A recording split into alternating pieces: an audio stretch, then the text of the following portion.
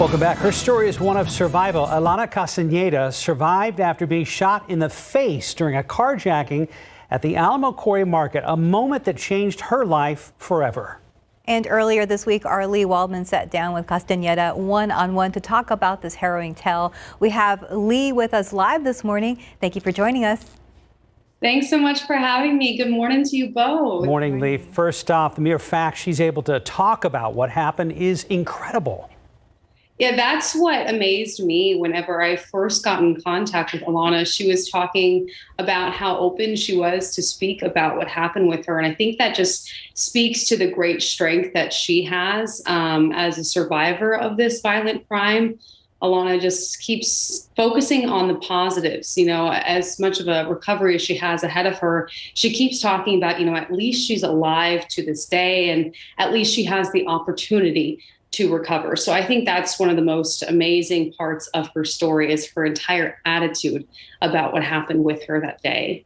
And that is amazing. And what happened to her was incredibly traumatic. And so talk with us about how you were able to make her comfortable enough to share this painful story. Well, one of her friends was initially the one who reached out to me about her story. And I sent her a message and just let her know that it's her story to tell. We can all report on the facts of what happened, but it's her story and it's only her story. So if she wanted to share that, I just wanted to be a facilitator of that. So it was mostly about making her feel comfortable, letting her know that while we were speaking, if there's anything she didn't want to touch on, if she ever needed a break, we would let her have that time in that space, because that is what's important. It's all about her at this point. There's no story unless she's ready to tell it. So I kept reassuring her that if she needed the time, if we wanted to wait, we could. But if she was ready, we were ready to go too. And we just wanted to let her know that, that love that she's been feeling online is real, it's true. And we have that for her as well. And we're praying for her recovery as well. So I think that's what helped make her feel comfortable enough to share about that traumatic night. Those who have seen the story know that she's talked about the physical side. Let's talk about the other side of things, Leigh. How is she doing mentally? She is still recovering mentally from all of this. Obviously, being a victim of a violent crime comes with a lot in terms of your mental health recovery. So she says when she leaves her house, she's self-conscious about the way that she looks now. Obviously, there's injuries to her face.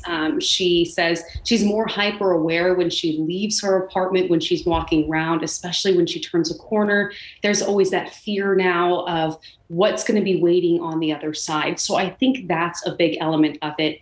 She touched on the fact that she's going to have physical therapy after this, but she did say at some point she did want to go to see a therapist to talk about the emotional side of things, because we know that after a traumatic experience like this, there's acute stress disorder, there's PTSD, there's a slew of things that can result from this. So that's kind of what she's dealing with at this point. And every day is just one extra step. She's still talking with her friends, with her family about what happened.